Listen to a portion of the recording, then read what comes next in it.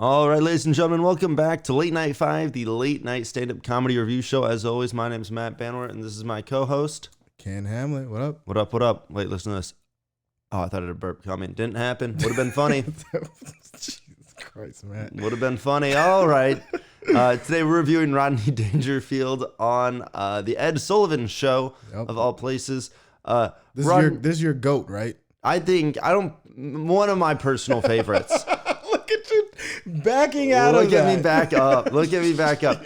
I think Rodney Dangerfield is one of my personal favorites, and I've said this before, I'll say it again. If Rodney Dangerfield was still alive and relatively young as his career started when he was older, I think he'd kill it on TikTok. Yeah, I do too. I think he's a TikTok guy. Yeah, phenomenal dancer. And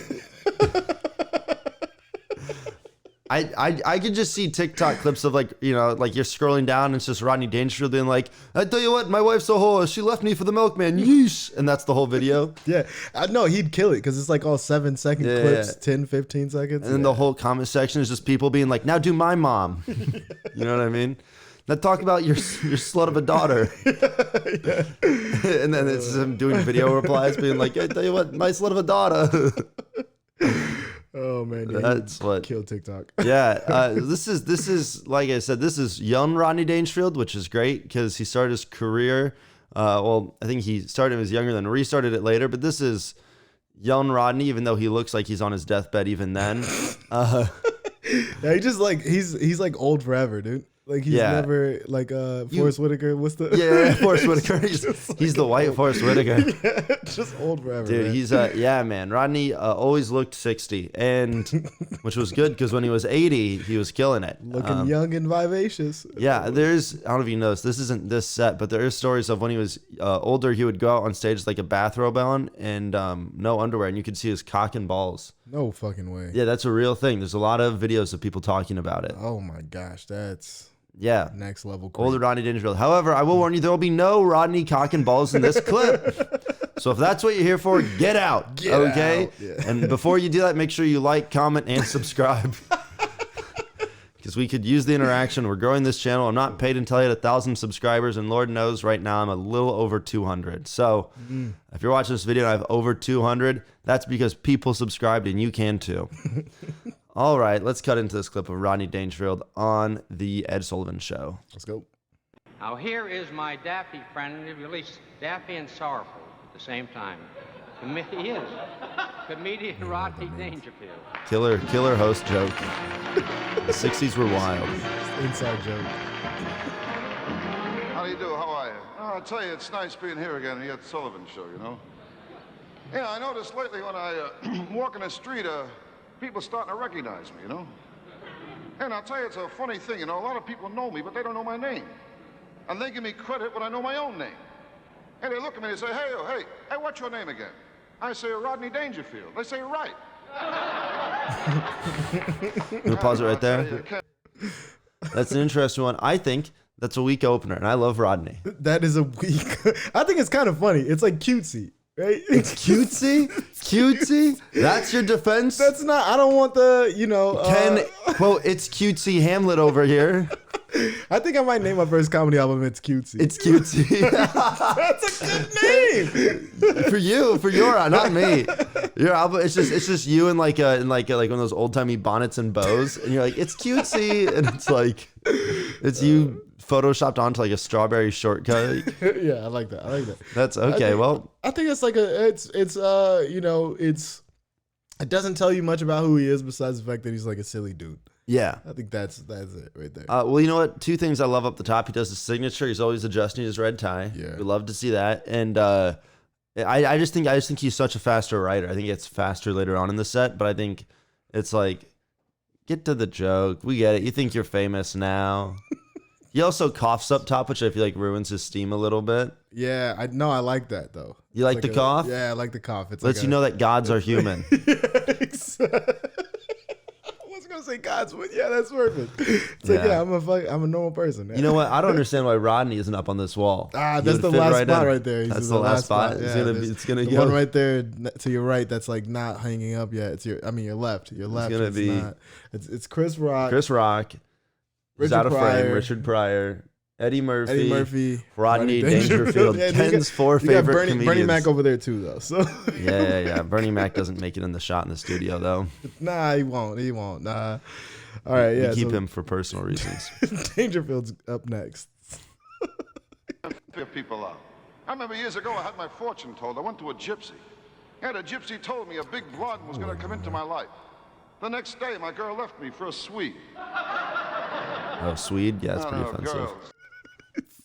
That joke is good though. He said there's gonna be what he say a Big surprise. blonde- The next big day, surprise, the she freaking left me for a Swede. Yeah, I think it's a good joke. Whatever. That's man. fun. They always gave me a hard time.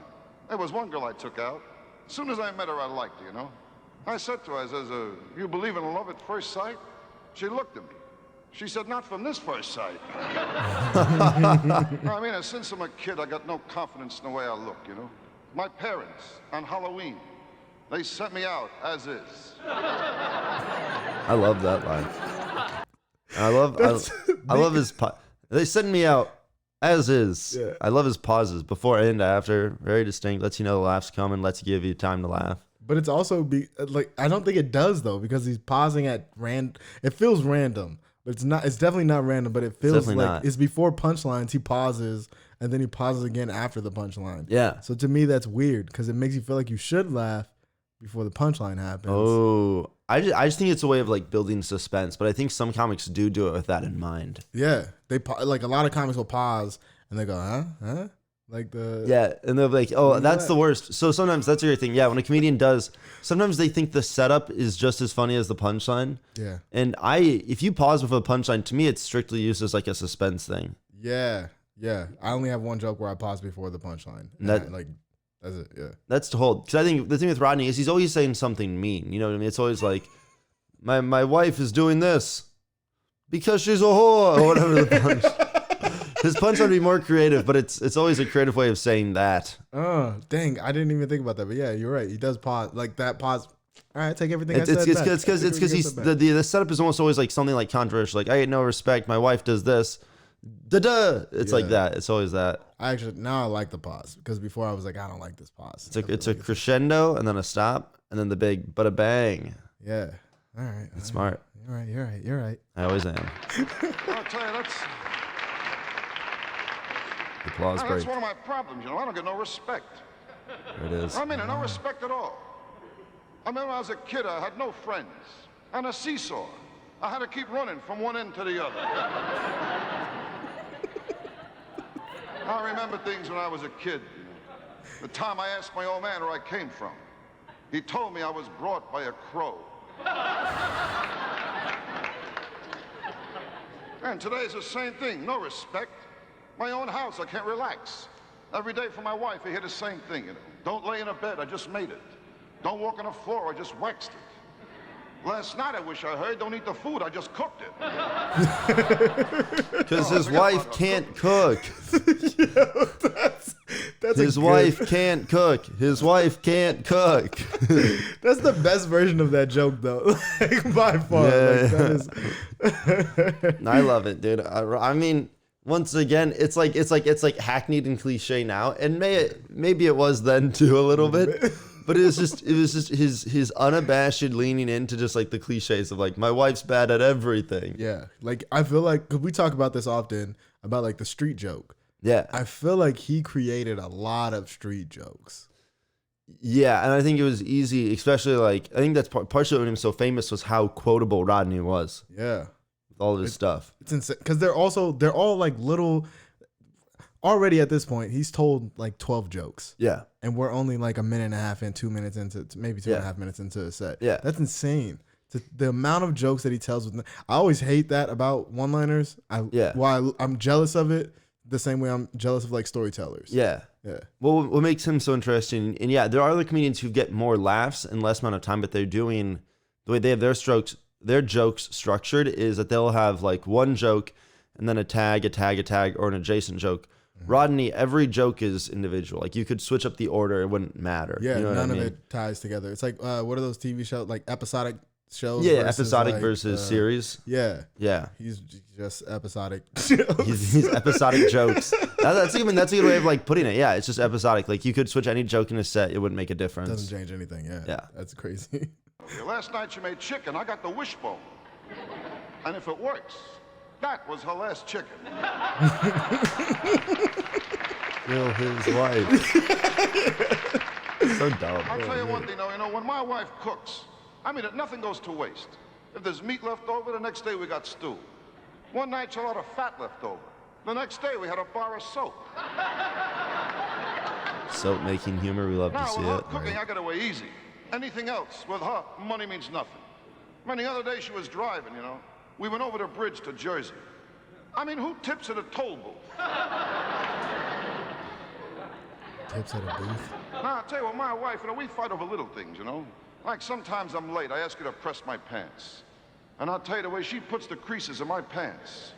My legs should be walking in 2 different directions. I don't even get that, because creases go in the front of the pants. Her ironing. Don't think about it. That's another thing, her ironing. I mean, when you burn a shirt, who puts on butter?